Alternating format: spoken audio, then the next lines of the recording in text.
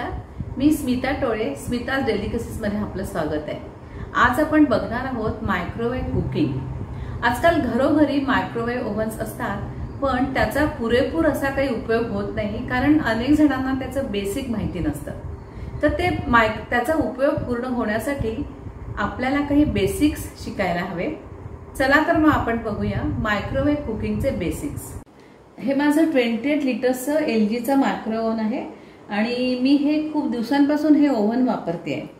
आता हे जे ओव्हन आहे, मायक्रो ओव्हन आहे, ह्याच्या आतमध्ये ही एक रोटेटिंग रिंग असते आणि हे जे टर्न टेबल आहे हे आपल्याला या रोटेटिंग रिंगवर फिक्स करायचं असतं। आता ही काच ह्याच्यावर फिक्स झालेली आहे आणि ज्या रेसिपीज आपण बनवणार आहोत या सगळ्या टर्न टेबलवर ठेवूनच आपण करतो। मायक्रोवेव्ह ओव्हन 3 प्रकारामध्ये मिळतात। पहिलं आहे सोलो मॉडेल, त्याला प्लेन मॉडेल पण आपण म्हणतो। त्याच्यामध्ये मायक्रोवेव्ह कुकिंग आणि रिहीटिंग होतं। दुसरं जे आहे ते मायक्रोवेव्ह प्लस ग्रिल, त्याला ग्रिल मॉडेल म्हणतात। आणि तिसरं जे मायक्रोवेव्ह ओव्हन आहे त्याच्यामध्ये मायक्रोवेव्ह ग्रिल आणि कन्व्हेक्शन असतं, त्याला कन्व्हेक्शन मॉडेल म्हणतात। आता हे जे माझं मायक्रोवेव्ह ओव्हन आहे ह्याच्यामध्ये मायक्रोवेव्ह ग्रिल कन्व्हेक्शन हे तिन्ही मोड्स आहेत। कुठल्याही कंपनीचं मायक्रोवेव्ह ओव्हन जरी असलं आणि कितीही कपॅसिटीचं किंवा कमी जास्त लिटर्सचं जरी मायक्रोवेव्ह ओव्हन असलं तरी ह्याचे जे मायक्रोवेव्ह ग्रिल आणि कन्व्हेक्शन हे जे मोड्स आहे ना हे सारखे असतात आणि त्याच्या ज्या साईन्स असतात त्या सुद्धा सारख्याच असतात। मायक्रोवेव्ह ओव्हन मधल्या मोड्सच्या साईन्स अशा असतात, मायक्रोवेव्ह, त्याच्यानंतर ग्रिल आणि कन्व्हेक्शनची साईन असते पंख्यासारखी। हे या मायक्रोवेव्ह ओव्हनचं कंट्रोल पॅनल आहे। वरती आहे डिस्प्ले बोर्ड आहे वरती, त्याचप्रमाणे मायक्रोवेव्ह आहे, ग्रिल, कन्व्हेक्शनची बटणं आहेत। मधली जी बटणं आहेत ती ऑटो कुकची आहेत। हे जे नॉब आहे ह्या नॉबनी आपण टायमिंग्स किंवा टेम्परेचर कमी जास्ती करतो। आणि खाली आहे स्टॉप आणि स्टार्टची बटणं।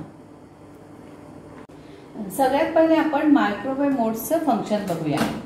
त्याच्यासाठी मी एका बोरोसिलच्या बाउलमध्ये 2 कप पाणी टाकलं आणि हे टर्न टेबलवर ठेवते। आता मायक्रोवेव्ह ओव्हन हे कधीही मायक्रोवेव्ह मोड मध्ये रिकामं चालवायचं नसतं। मायक्रोवेव्ह ओव्हन सुरू केल्याबरोबर पहिलं जे मोड असतं, जेव्हा फर्स्ट टाइम आपण मायक्रोवेव्हचं बटन दाबतो तेव्हा ते 900 वॉट असतं, म्हणजे 100% पॉवर असतं। तेच बटन आपण पुन्हा जर केलं तर ते 80% येईल, पुन्हा जर प्रेस केलं तर ते 60% येईल, पुन्हा 40 आणि पुन्हा 20। ज्याप्रमाणे गॅसमध्ये आपण हाय फ्लेम, मीडियम फ्लेम आणि लो फ्लेम असं करतो, त्याचप्रमाणे आपल्याला या मायक्रोवेव्ह मोडमध्ये आपली जी पॉवर आहे ही कमी कमी होत जाते। आता हे जे बाउल मधलं पाणी आहे हे जर मला 3 मिनिटांसाठी गरम करायचं आहे तर मी काय करीन, दरवाजा बंद करीन, मायक्रोचं बटन दाबीन, हाय पॉवर आहे ऑलरेडी, त्याच्यानंतर मी हे डायल फिरवीन, 3 मिनिटं देईन आणि स्टार्ट करेन। आता जेव्हा आपलं पाणी गरम होत आहे त्यावेळेस आपण पुन्हा दरवाजा उघडू शकतो आणि दरवाजा उघडला की राहिलेला वेळ आपल्याला परत पुन्हा देता येतो।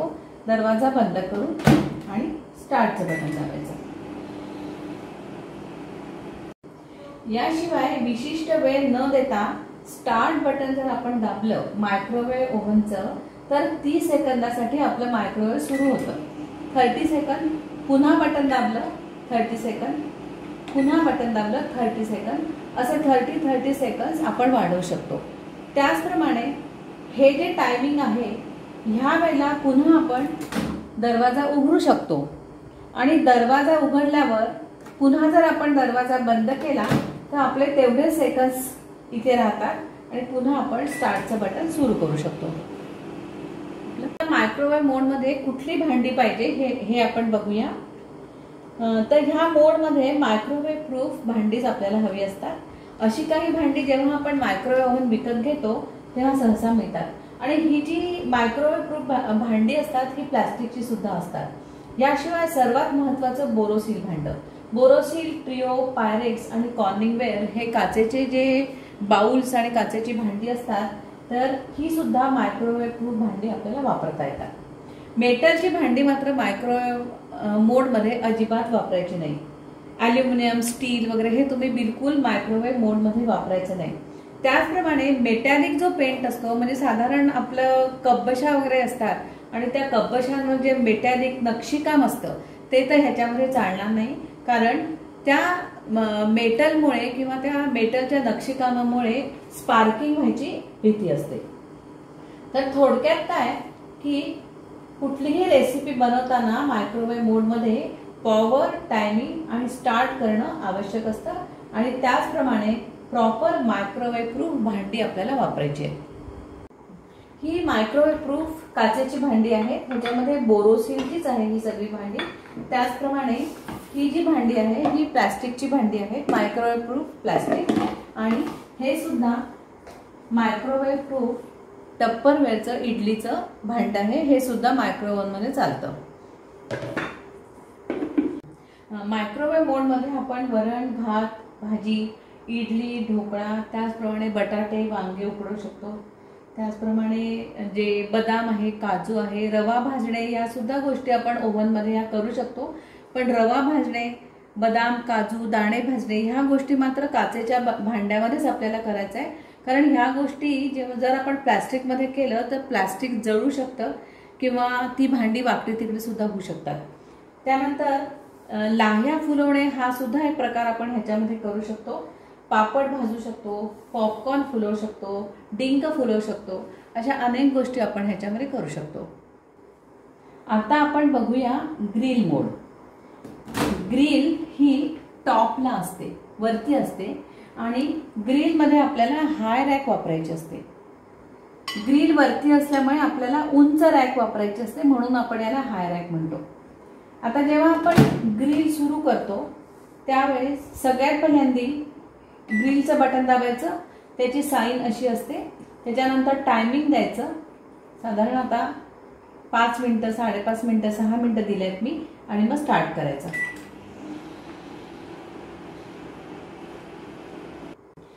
ग्रिल ही ब्राउनिंगसाठी असते, म्हणजे पदार्थाला क्रिस्पीनेस येण्यासाठी आपण ग्रिलवर पदार्थ ठेवत असतो.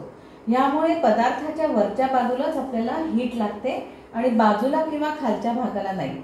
सर्व बाजूने ग्रिल करण्यासाठी पदार्थाला अधूनमधून हलवावं लागतं.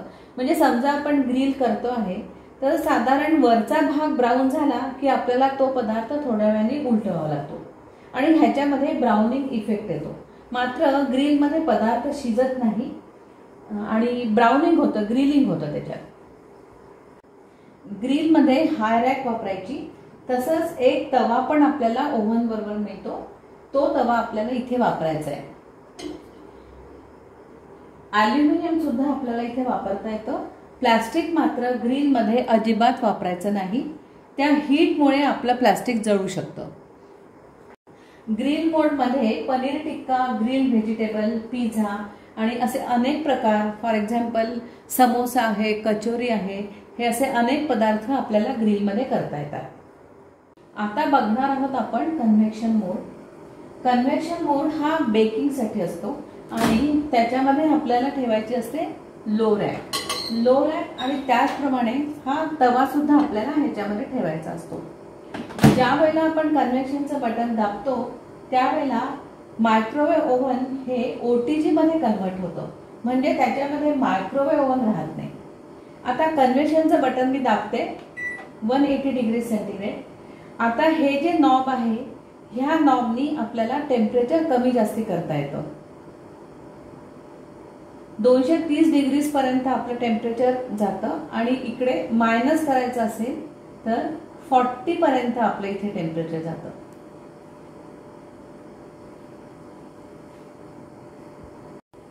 आता बेकिंगसाठी कन्व्हेक्शन मोडवर प्री हीटिंग अतिशय आवश्यक आहे. आता सपोज मला 180 डिग्रीजवर एखादा पदार्थ करायचा आहे, म्हणजे आता 180 डिग्रीज आलं, ह्याच्यावर मला तो पदार्थ करायचा आहे, तर मी काय करीन, 180 डिग्रीजवर टेम्परेचर आणून मी स्टार्टचं बटन 2दा सुरू करीन, म्हणजे प्री हीटिंग सुरू झालं.